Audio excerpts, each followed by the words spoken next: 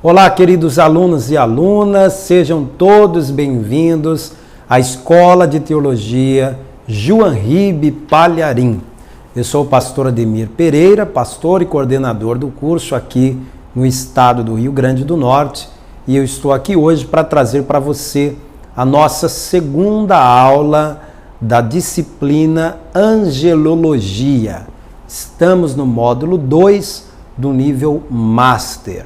Eu tenho certeza que na aula de hoje você vai continuar aprendendo bastante a respeito dos anjos.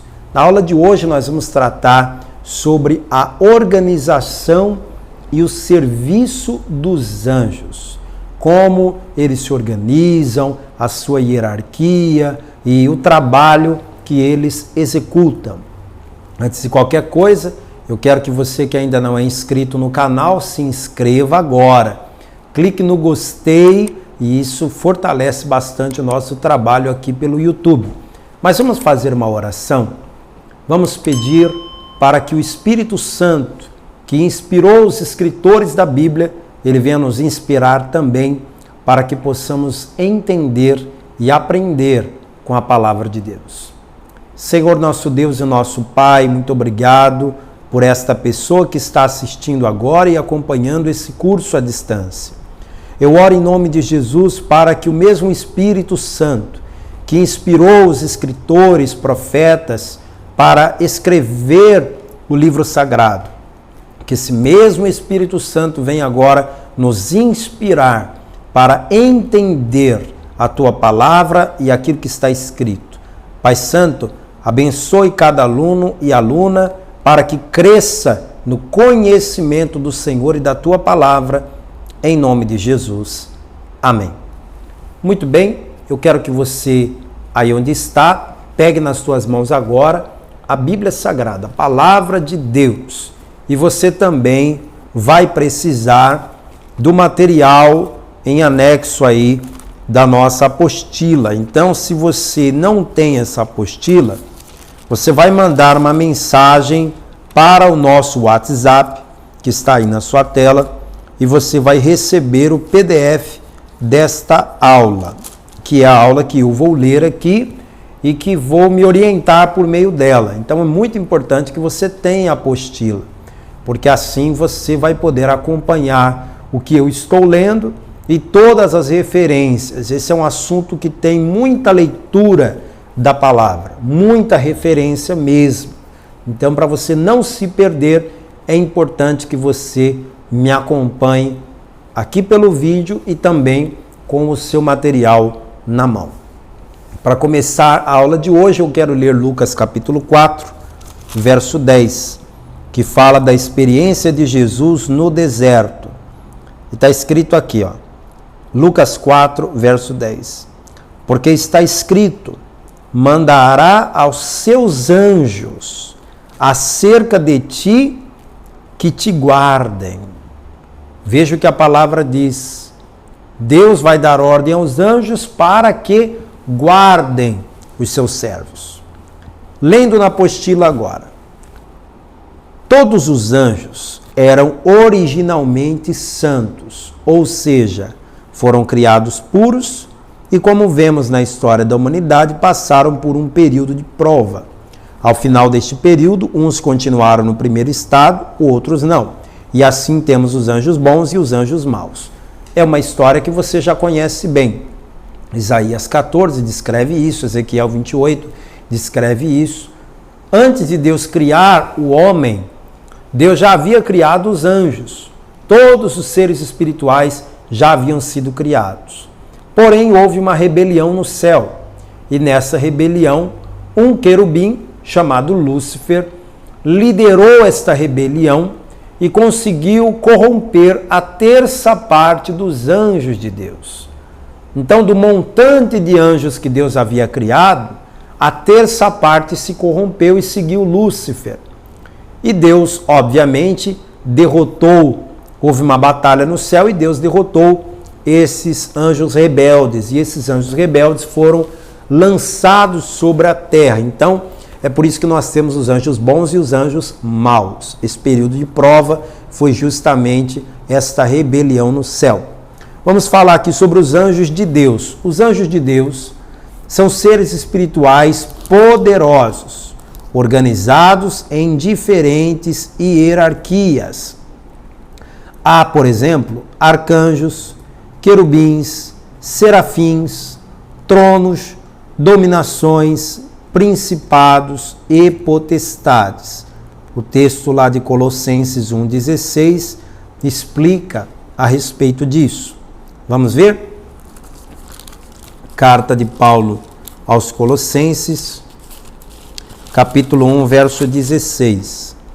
Porque nele foram criadas todas as coisas que há no céu e na terra, visíveis e invisíveis, sejam tronos, sejam dominações, sejam principados, sejam potestades, tudo foi criado por ele e para ele. O número dos anjos, de acordo com Apocalipse, é incalculável. Olha só o que diz Apocalipse capítulo 5. O apóstolo João teve uma visão da glória e ele viu muita coisa. Uma das coisas que ele viu foram anjos, ele viu muitos anjos. Apocalipse 5:11 diz aqui, ó, e olhei e ouvi a voz de muitos anjos ao redor do trono, e dos animais e dos anciãos, e era o número deles, milhões de milhões e milhares de milhares. É um número estratosférico, milhões de milhões, milhares de milhares. Eu posso dizer sem sombra de dúvida que a quantidade de anjos que há no céu é infinitamente maior do que a quantidade de seres humanos que habitam a Terra hoje. Você sabe que a Terra hoje está caminhando para 8 bilhões de habitantes, só que há muito mais do que isso no que diz respeito à quantidade de anjos. Lendo na apostila, eles foram criados antes da raça humana e são seres assexuados, ou seja, eles não são macho ou fêmea. Não existe anjo e anja, né? Não tem isso. Os anjos não se casam, os anjos não namoram, os anjos não reproduzem. Eles são seres assexuados. E está escrito aqui, olha, que ainda que eles se apresentem com aparência masculina, não significa que são anjos homens, tá ok? Não se confunda. Você não pode achar que pelo fato de que o anjo leva nome de homem, Gabriel é nome de homem, Miguel é nome de homem, mas não quer dizer por isso que o anjo seja do sexo masculino. Anjo não tem sexo. Está escrito aqui em Mateus 22, 30. Vamos ler? Mateus 22, verso 30. Porque na ressurreição nem casam, nem são dados em casamento, mas serão como os anjos no céu. Outro texto que eu quero ler para você, fica ali para mim, porque eu tenho medo de eu falar ok aqui e ativar lá. Eu falei um ali agora. Eu tirei. Você desativou? Uhum. Falei ok, Google. Ok, Google. Não pega? Então tá bom.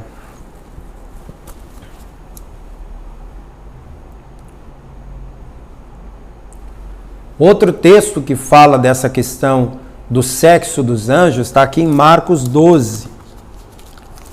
Marcos 12, 25. Olha só o que a palavra diz. Porquanto, quando ressuscitarem dos mortos, nem casarão, nem se darão em casamento, mas serão como os anjos no céu.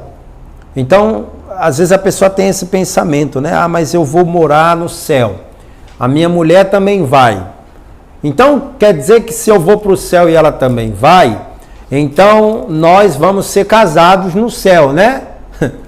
Claro que não, porque lá no céu não tem essa de casamento, de anjo, de mulher. Isso para algumas pessoas é um alívio, né? Isso para algumas pessoas é uma bênção, para outros nem tanto. Mas, enfim, o importante é que você vai se tornar como eles, seres espirituais que não reproduzem, que não são seres assexuados. Então vamos lá. Em conhecimento e poder, os anjos são inferiores a Deus, porém superiores aos seres humanos.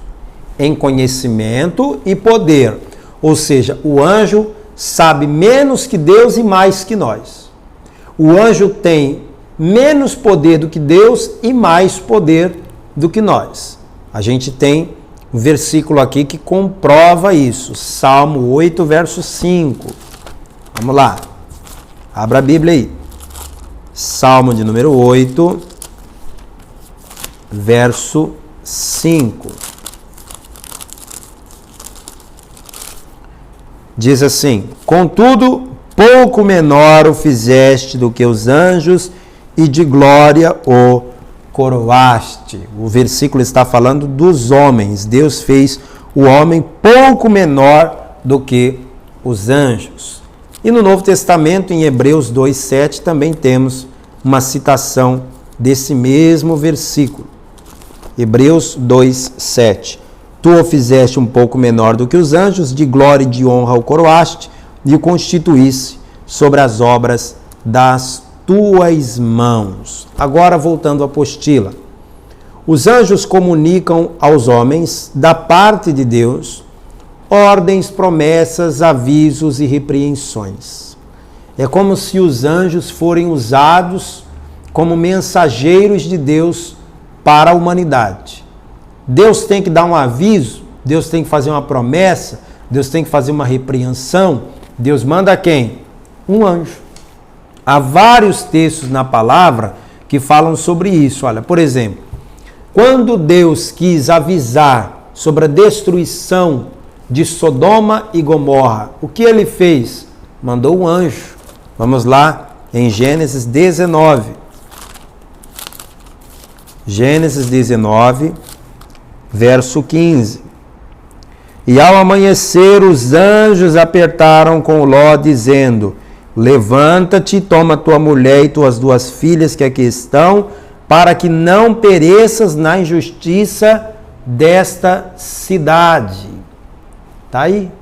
Deus mandou um anjo para tirar Ló de Sodoma e Gomorra com a sua família, para que ele não fosse destruído. E de fato os anjos destruíram a cidade por ordem de Deus. Há um outro texto que eu poderia citar aqui para você. Primeiro livro de Reis, capítulo 19. Olha aqui no primeiro livro de Reis, capítulo 19. Deus mandou um anjo para falar com Elias e fortalecer a fé do Elias, que estava meio abalado naquele momento. Primeiro livro de Reis, capítulo 19. Olha aqui o versículo 5. E deitou-se e dormiu debaixo de um zimbro, e eis que então um anjo tocou e lhe disse: levanta-te e come. E olhou, e eis que à sua cabeceira estava um pão cozido sobre as brasas e uma botija de água. E comeu e bebeu e tornou a deitar-se. E o anjo do Senhor tornou segunda vez e o tocou e disse: levanta-te e come, porque muito comprido te será o caminho.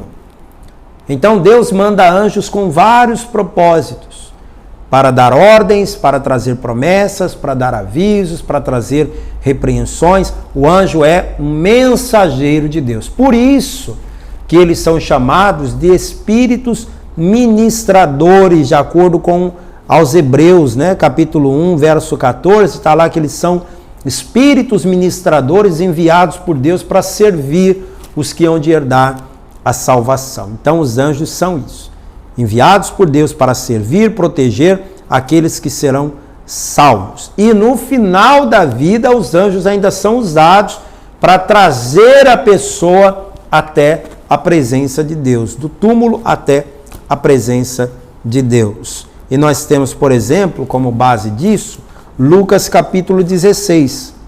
Lucas capítulo 16 fala da morte e da atuação dos anjos após a morte de alguém. Lucas capítulo 16, versículo 22. O texto que eu não ler, pessoal, é para você ler em casa. Eu não posso ler tudo que está aqui na apostila, porque o nosso objetivo é explicar para você. Se eu ler tudo para você, primeiro eu te deixo acomodado, porque você não vai ler. você vai ficar apenas me ouvindo, que é muito mais cômodo. E outra, eu perco de explicar para ficar lendo tudo. Então, o versículo que eu não li, você vai ler aí. Lucas capítulo 16, versículo 22. E aconteceu que o mendigo morreu e foi levado pelos anjos para o seio de Abraão. Está vendo aí? O mendigo que morreu salvo, apesar de mendigo, ele era justo. Ele só não tinha bens, mas ele era justo. Aí quando ele morreu, os anjos o levaram dali de onde ele morreu até o seio de Abraão. Conduziram então a sua alma até a presença de Deus. Os anjos cultuam a Cristo. Está aqui em Hebreus 1:6. Os anjos cultuam a Cristo. Abra a tua Bíblia aí, isso é importante. Hebreus capítulo 1, verso 6. E quando outra vez introduz no mundo primogênito, diz: e todos os anjos de Deus o adorem. Não há no céu outra pessoa digna de adoração, senão o Pai, o Filho e o Espírito Santo. Os anjos não estão lá para outra coisa, senão para adorá-lo. Então os anjos cultuam a Cristo. Porém, os anjos não aceitam culto. Se alguém quiser cultuar os anjos, em primeiro lugar, está contrariando a palavra de Deus. Deus, em momento algum, nos autoriza ou nos incentiva a cultuar anjos. Pelo contrário, nós somos proibidos de cultuar anjos. E pessoas da Bíblia que erroneamente tentaram cultuar os anjos foram repreendidos por eles na mesma hora. Deixa eu ler para você aqui, ó, Colossenses capítulo 2, verso 18. Colossenses 2,18. Ninguém vos domine a seu bel prazer com pretexto de humildade e culto aos anjos, metendo-se em coisas que não viu, estando de balde inchado na sua carnal compreensão. Olha só o que João nos conta aqui em Apocalipse. Veja só. Apocalipse 22, verso 8 e 9. Olha só. E eu, João, sou aquele que vi e ouvi estas coisas. E havendo-as ouvido e visto, prostrei-me aos pés do anjo que mas mostrava para o adorar. Olha, o João ficou tão atordoado, tão, eufórico com tudo que ele viu, que ele caiu na besteira de se prostrar diante do anjo. Porque, a grandeza do que ele viu foi realmente de tirar o fôlego. Mas olha a reação do anjo, verso 9. E disse-me: olha, não faças tal, porque eu sou conservo teu e de teus irmãos, os profetas, e dos que aguardam e dos que guardam as palavras deste livro. Adora a Deus. Tá vendo? O anjo imediatamente botou João de pé e falou: adorar só a Deus, a mim não. Então, se a pessoa diz que está adorando a anjo, se fosse um anjo mesmo, ele estaria imediatamente repreendendo a pessoa. Aquele que recebe adoração de pessoas dizendo que é anjo, na verdade é demônio. Demônios, sim, esses aí estão ansiosos por serem reverenciados, adorados, mas o anjo de Deus não aceita culto. Qual vai ser o trabalho dos anjos na volta de Cristo? Futuramente, diz aqui na apostila, os anjos virão tocando a trombeta na volta de Jesus e reunirão os escolhidos nos 4 cantos da terra. Você pode imaginar a quantidade de cristãos que há no mundo hoje. Há cristãos que vivem de forma declarada. Eu sou cristão, todo mundo sabe. Eu sou pastor e todo mundo sabe. Não faço a mínima questão de esconder. Pelo contrário, quero mais é que saibam que eu sou de Jesus, quero mais é que saibam que eu sou pastor e ponto final. Só que aqui no Brasil é permitido. Aqui é liberado. que você pode ser evangélico, pode ser cristão, pode ser pastor, pode ser diácono, pode ser obreiro, ninguém vai te criticar por isso. Ninguém vai te proibir disso. Há países do mundo que você não pode dizer que você é crente. Há países do mundo que você não pode declarar publicamente a sua fé. Aí o que as pessoas fazem? Elas cultuam a Deus em oculto, escondido. Elas não podem contar, testemunhar de Jesus. Mas quando chegar o dia do arrebatamento, os anjos vão localizar esses crentes em qualquer lugar do planeta onde as pessoas estiverem. Jesus fez uma comparação muito interessante, está aqui na apostila de vocês. Vamos lá em Mateus, capítulo 24. Olha o que Jesus falou. Mateus 24, 31. E ele enviará os seus anjos com rijo clamor de trombeta, os quais ajuntarão seus escolhidos desde os quatro ventos, de uma a outra extremidade do céu. Então os anjos vão descer e vão localizar os cristãos do mundo inteiro e vão reuni-los na presença do Senhor. Aqui em Mateus 25, você está no 24, vem comigo para o 25. Olha o versículo 31. E quando o Filho do Homem vier em sua glória e todos os seus santos anjos com ele, então se assentará no trono da sua glória. Outro texto que eu quero ler a respeito disso está aqui em Marcos 13, 27. E ele enviará os seus anjos e ajuntará os seus escolhidos desde os quatro ventos, da extremidade da terra até a extremidade dos céus. Tem um texto que Jesus disse que na época que ele falou ficou até estranho, às vezes você lê e não entende. Mas ele disse assim: onde se ajunta o cadáver, onde estiver o cadáver, aí se ajuntam os abutres. Onde estiver o cadáver, aí se ajuntam os abutres. O que ele quis dizer com isso? As aves de rapina, elas localizam a carniça onde tiver. É verdade ou não é? Onde tiver um cadáver, onde tiver um corpo, ali os abutres localizam. É uma comparação estranha? É. Mas onde tiver um crente, onde tiver um salvo, ali vão chegar os anjos. A pessoa pode estar escondida num porão, num lugar que ninguém sabe, mas ela é salva. Ali vai chegar o anjo para reunir esta pessoa para o arrebatamento. Vamos continuar lendo aqui na apostila.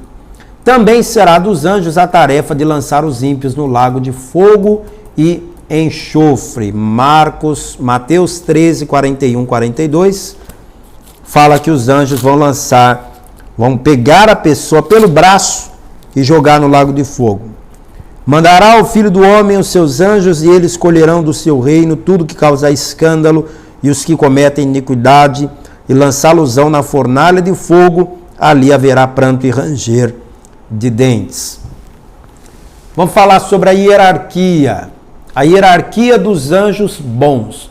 Você sabe que tem os anjos bons e tem os anjos maus. Tem os anjos de Deus e tem os demônios. Vou falar agora sobre a hierarquia dos anjos bons, ou seja, dos anjos de Deus. Como é a hierarquia no céu? Não estou falando aqui de Pai, Filho e Espírito Santo, estou falando de anjo, ok? Então vamos voltar lá. Anjos. Qual é a hierarquia máxima na classe dos anjos? A patente mais alta dos anjos é a patente de arcanjo. A palavra arcanjo é a junção de arque com anjo. Arque, em grego, significa chefe. Chefe de anjo é o significado da palavra arcanjo. Acreditam os teólogos que a quantidade de arcanjos são bem reduzidas. Ao contrário dos anjos, que são milhões de milhões, milhares de milhares, os arcanjos são poucos. Isso tem sentido considerando o fato de que os arcanjos são chefes dos anjos.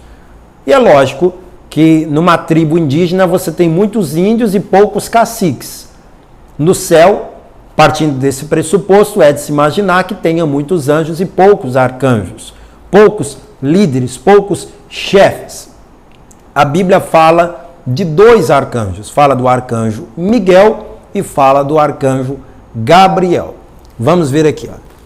Na apostila. Os arcanjos são anjos chefes, revestidos por Deus de autoridade sobre outros anjos. Em Efésios 3:10 e Efésios 6:12, fica claro que existem graduações tanto entre os anjos bons quanto entre os anjos maus. Vamos ver Efésios, capítulo 3.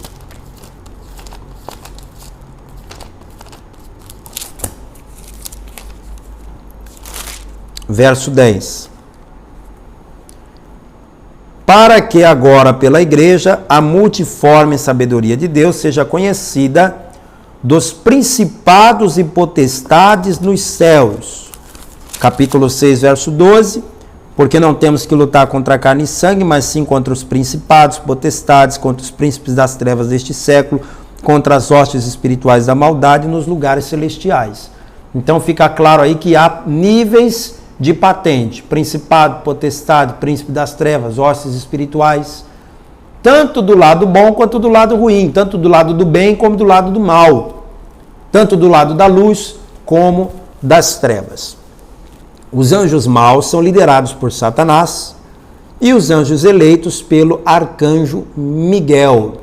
Então, se eu posso dizer que existe um anjo que lidera todos os outros, que é o chefe total dos anjos, esse anjo é Miguel, arcanjo, né? Arcanjo Miguel. Apocalipse 12:7, houve batalha no céu. Miguel e os seus anjos batalhavam contra o dragão e batalhava o dragão e os seus anjos. Então, de um lado você tem Miguel e seus anjos, do outro lado você tem Satanás e os seus anjos. Quem lidera os demônios? Satanás. Quem lidera os anjos de Deus? Arcanjo Miguel. A palavra arcanjo ocorre somente 2 vezes na Bíblia. Em 1 Tessalonicenses 4,16 e em Judas 9. Lá em 1 Tessalonicenses 4,16, está falando aqui da trombeta que será tocada pelo arcanjo. Vamos ver aqui, ó. 1 Tessalonicenses, capítulo 4, versículo 16. Porque o mesmo Senhor descerá do céu com alarido e com voz de arcanjo e com a trombeta de Deus, e os que morreram em Cristo ressuscitarão primeiro. Judas 9. Pelo amor de Deus, hein? Esse Judas aqui não é o Judas Iscariotes, não, hein? Alguém está pensando assim, o camarada negou Jesus, traiu Jesus, vendeu Jesus e ainda escreveu um livro da Bíblia. Não é o Judas Iscariotes, aqui é o Judas, irmão de Tiago, filho de José e Maria, meio-irmão de Cristo. Mas o arcanjo Miguel, quando contendia com o diabo e disputava a respeito do corpo de Moisés, não ousou pronunciar juízo de maldição contra ele, mas disse, o Senhor te repreenda. Então nós temos 2 citações do nome arcanjo, do título arcanjo. Na visão apocalíptica, deixa eu voltar um pouquinho aqui. Aqui, achei. A palavra arcanjo ocorre somente 2 vezes na Bíblia e somente um anjo é designado desse modo, Miguel, cujo nome significa quem é como Deus. No Antigo Testamento ele aparece como anjo guardião de Israel. Lá em Daniel capítulo 10 está escrito lá que o Daniel ficou em oração, em jejum, a resposta não vinha. Só veio quando Miguel entrou na guerra para vencer a resistência. E possui grande autoridade. Fica claro lá em Daniel 10 que diante da batalha, os outros anjos não conseguiram vitória. A vitória só aconteceu quando Miguel entrou naquela batalha. Seu poder e autoridade são usados a favor dos israelitas, particularmente durante a tribulação dos filhos de Jacó. No Novo Testamento, a voz do arcanjo será ouvida no retorno do Senhor por seu povo.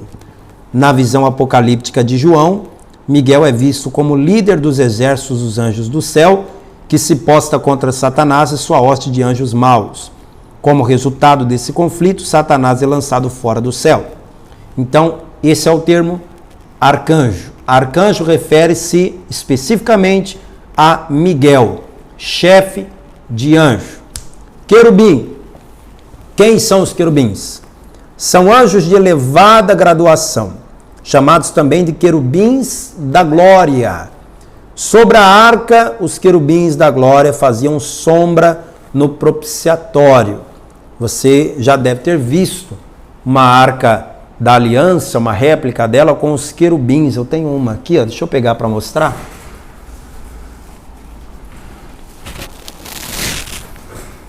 Olha aí, ó. Isso aqui é uma réplica da Arca da Aliança. É só um objeto de decoração, é claro, aqui na minha sala. Mas esses anjos que estão aqui em cima do propiciatório, o que é o propiciatório? É essa tampa aqui da arca. Os querubins ficavam posicionados dessa forma, inclinados um diante do outro, com as asas de um encostando na asa do outro. Esses aqui são os querubins. Bem, querubim é um ser celestial de ordem angelical que pertence ao campo espiritual. Os povos semitas representavam os querubins como leões e touros com asas, com rostos humanos, guardando templo e palácio. A representação bíblica ressalta a semelhança humana, mas também indica as características animais. Onde é que os querubins são citados na Bíblia? A primeira citação do querubim é em Gênesis 3:24, quando fala que os querubins guardavam o caminho da árvore da vida, logo após o ser humano ter pecado contra Deus. Gênesis 3:24. E havendo lançado fora o homem, pôs querubins ao oriente do jardim do Éden, uma espada inflamada que andava ao redor, para guardar o caminho da árvore da vida. Outra citação, uma representação foi presa ao propiciatório da arca, que é o que eu acabei de mostrar ali para vocês. Êxodo 25:18. Deus mandou Moisés fazer a arca e mandou colocar a réplica de 2 querubins na tampa da arca.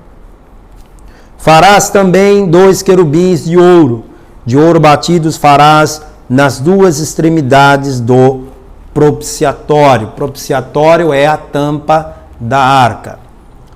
Continuando na apostila, no Santo dos Santos, eles também estavam presentes. Evidentemente, tinham algo a ver com a santidade de Deus, que é agredida pelo pecado.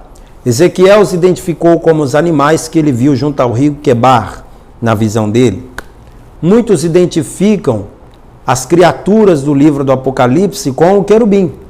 Seu número de asas é variável, ou seja, pode ser que tenha um querubim com mais asas, pode ser que tenha um querubim com menos. É possível. Referências bíblicas que mencionam querubins diversas estão aí para você ler em casa. Gabriel e Miguel.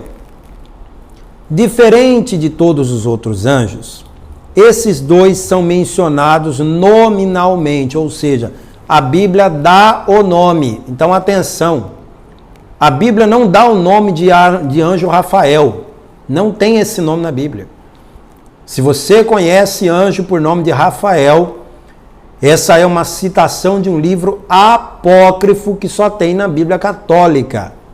A Bíblia tal e qual usamos, com o cânon que foi aceito pela igreja cristã primitiva, não consta nome de anjo Rafael, de arcanjo Rafael, seja lá o que for. O único nome de anjo que nós temos na Bíblia é Miguel e Gabriel, ok? Gabriel aparece em Daniel 8, Daniel 9, em Lucas 1, 19 e 26. Foi aquele anjo que apareceu para Maria, que deu a ela as boas novas de que ela seria a mãe do Salvador. Também apareceu para Isabel, dando essa mesma notícia, muito semelhante.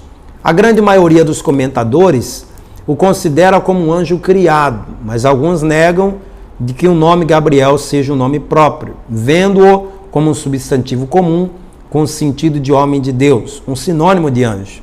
Mas essa posição é insustentável. Alguns comentadores antigos e recentes veem nele um ser incriado, alguns sugerindo até que ele poderia ser a terceira pessoa da Trindade Santa, sendo Miguel a segunda. Mas uma simples leitura das passagens em questão mostra a impossibilidade dessa interpretação. Não tem fundamento esse papo de que o Gabriel é parte da Trindade, que o Gabriel, na verdade, não é um anjo. Não existe isso. O Gabriel é um anjo, sim, e não faz parte da Trindade, não. É um anjo, sim, e não faz parte da Trindade. Não vou dizer que é um anjo comum, como qualquer outro, porque ele está numa patente especial. Vamos continuar lendo aqui na apostila. Deixa eu ver onde eu parei. Parece que a sua função principal é servir de intermediário, intérprete de revelações divinas. Eu costumo brincar dizendo que Gabriel é o ministro das comunicações do céu, né? Tem um recado importante para dar, é Gabriel que vai. Continuando aqui na nossa leitura da apostila, acerca do anjo Gabriel. Gabriel é um nome hebraico que significa soldado de Deus. Sua posição é elevadíssima. Assiste diante do trono. É o mesmo que foi enviado ao profeta Daniel no ano 530 a.C., é o mesmo que foi enviado pelo Senhor para anunciar o nascimento de João Batista e é o mesmo que foi enviado para anunciar o nascimento de Jesus para Maria e também para os pastores de Belém. Então você vê várias vezes o anjo Gabriel aparecendo e sempre dando uma notícia. Então tem uma notícia importante para dar, é Gabriel que vai. Serafim. Os serafins também são anjos de alta graduação. Eles estão mais para querubim do que para anjo. Então, no que diz respeito à hierarquia, você tem o arcanjo, você tem o querubim, tem o serafim. Os serafins são aqueles seres que Isaías viu lá na sua visão, que está relatada no capítulo 6, do 1 ao 7 de Isaías, onde ele viu seres espirituais com 6 asas, com 2 cobriam os olhos, com 2 cobriam os pés, com 2 voavam. A descrição está lá no capítulo 6, do 1 ao 7. Serafim é uma palavra hebraica que provavelmente significa abrasadores. Representações de criaturas angelicais com 6 asas têm sido descobertas no Oriente Próximo pelos arqueólogos. Cobria o rosto. Os serafins não têm glória que se compare com a glória de Deus e não podem olhar diretamente para ele. Cobria os pés. Isso pode ser uma indicação de modéstia. Agora, vejamos o que diz Berkhoff acerca dos serafins. Os serafins constituem uma classe de anjos aproximadamente relacionada com a anterior, com os querubins. São mencionados somente em Isaías 6, 2 e 6. São também representados simbolicamente em forma humana, mas com 6 asas, 2 cobrindo o rosto, 2 cobrindo os pés e 2 prontas para a execução das ordens do Senhor. Diferentemente dos querubins, eles permanecem como servidores em torno do trono celestial, cantam louvores a ele e estão sempre prontos a fazer o que ele manda.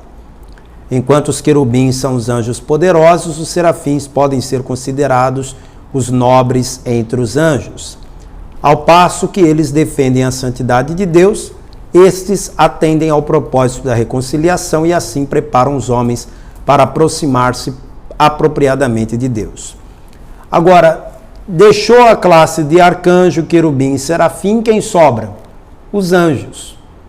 Os anjos aqui chamados na apostila de hostes angelicais ou anjos eleitos. São esses aí que João viu, que falou que são milhões e milhões, milhares e milhares. São estes anjos que estão o tempo todo presentes na Bíblia e são esses anjos que Jesus falou, eu poderia rogar ao Pai agora e ele me enviaria 12 legiões de anjos. Então esses anjos são os soldados celestiais. Uma legião do exército romano era constituída de 6.000 soldados. Quando Jesus falou isso lá em Mateus 26, 52, ele estava falando de 72 mil anjos, imagina. Jesus estava lá no Getsemane, ele falou, se eu quisesse, eu orava ao Pai agora, ele me mandaria 72 mil anjos agora, para me escoltar aqui, para me defender aqui. Então, por aí você tem uma noção da quantidade desse exército de Deus. Esses anjos são subdivididos em categorias: principados, potestades, tronos e domínios. Segundo a nossa fonte aqui, olha, existem também as classes de anjos, de acordo com a Bíblia, que exercem uma certa autoridade no mundo angelical. São eles: principados e potestades, tronos e domínios. Esse termo principados e potestades você encontra em Efésios 3:10, em Colossenses 2:10. Esse termo trono e domínio em Colossenses 1:16. Estes nomes não designam espécies diferentes de anjos, mas diferentes posições de autoridade entre eles. Ou seja, tanto os principados, potestades, tronos e domínios são anjos. Anjos da mesma categoria, só que ocupam funções de autoridade diferente no mundo espiritual. Agora vamos aqui ao serviço dos anjos. Podemos dizer que os anjos fazem o quê? Servem a Deus e servem aos servos de Deus. Servem a Deus e servem aos que hão de herdar a salvação. Textos que falam dos anjos servindo a Deus, você tem aí Jó 38:7, Isaías 6:3, Salmo 103:20, Salmo 148:2 e Apocalipse 5:11. Não podemos fazer ideia de como os anjos falam e cantam. Provavelmente o fazem de modo audível. Os anjos realizam serviços a Deus como intermediários na revelação especial. Comunicam bênçãos ao seu povo, executam juízos sobre os seus inimigos. Eles são referidos como grande exército celestial de Deus e estão sempre prontos para executarem a vontade do Rei Eterno. Então, basicamente, o que o anjo faz? O anjo faz tudo que Deus quiser que ele faça. Se Deus disser, vai o anjo, vai lá e livra, ele livra. Se Deus disser, o anjo vai lá e mata, ele mata. O anjo vai lá e bota fogo na cidade, ele vai lá e bota fogo na cidade. O anjo vai lá e coloca uma muralha de proteção em volta dessa pessoa. O anjo faz exatamente o que Deus manda, sem questionar, sem titubear, sem argumentar. Ele simplesmente obedece. Eles servem também aos servos de Deus. Hebreus 1:14 diz que eles são espíritos ministradores enviados para servir os que hão de herdar a salvação. Então eles trabalham para Deus e para mim, protegendo a mim, oferecendo proteção a mim ou qualquer outro tipo de coisa que Deus quer que eles façam a meu respeito. Desde a entrada do pecado no mundo, eles são enviados para ajudar no plano de salvação. A Bíblia fala de algumas coisas que eles fazem. Eles anunciam os atos de Deus em favor dos eleitos, instruem, protegem e guiam os escolhidos. Eles ministram em favor dos herdeiros da salvação. Eles se regozijam quando um pecador se arrepende. Eles protegem os crentes. Eles trazem os falecidos crentes até a presença de Deus, de acordo com o texto que eu li lá em Lucas 16:22. Quando Jesus voltar, são eles que vão tocar a trombeta, são eles que vão buscar os crentes espalhados por toda a terra. Enfim, muitas coisas que eles fazem em nosso respeito. Os anjos que permanecem em seu estado original, ou seja, os anjos bons, servem a Deus e por ordem do Senhor. Quando há necessidade, servem ao povo de Deus. Agora deixa eu esclarecer uma coisa sobre o anjo da guarda. Aqui na apostila está falando aí nesse finalzinho sobre o anjo da guarda. Essa história de que todo ser humano tem um anjo da guarda aqui na Terra é muito bonita, uma história muito legal, muito boa de ouvir, mas não é uma história que se fundamente na palavra. Então eu não vou dizer que sim nem que não. Não vou dizer que não tem e não vou dizer que tem. O que eu vou dizer é que há critérios para que Deus coloque anjos a meu favor. Por exemplo, o Salmo 34, verso 7 diz o quê? O anjo do Senhor acampa-se ao redor do que o teme e o livra. Quer dizer que se eu temo a Deus, Deus coloca anjos acampados ao meu redor, me livrando, me guardando, me protegendo. Só que isso só acontece se eu temo ao Senhor. Todas as pessoas na face da terra temem a Deus? Não. Se não são todos que temem a Deus, por que Deus ia mandar anjo para ficar do lado de todo mundo?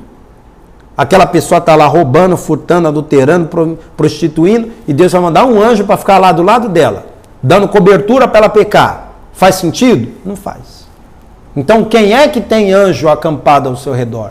Aqueles que temem a Deus. Então, essa história de que todas as pessoas têm um anjo da guarda é uma história que você tem que questionar. Não é bem por aí como estão dizendo.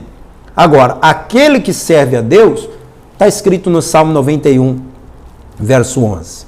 Porque aos seus anjos dará ordem a teu respeito, para que te guardem todos os teus caminhos, e eles te sustentarão nas suas mãos, para que não tropece com teu pé em alguma pedra. Então Deus dá ordem ao anjo para guardar e proteger aqueles que o servem. Minha gente, eu vou ficar por aqui na aula de hoje. Minha avó está indo embora e eu ainda tenho culto para fazer hoje, mas eu quero que você leia com atenção a apostila, quero que você medite em todas as referências que estão aí. Se surgir alguma dúvida, pode me acionar pelo WhatsApp, na medida do possível, nós vamos responder. O questionário está aí também para você ler, responder e enviar a resposta pelo WhatsApp no mais tardar até o próximo domingo. Se você gostou da aula de hoje, clica no gostei. Até a próxima. Tchau, tchau.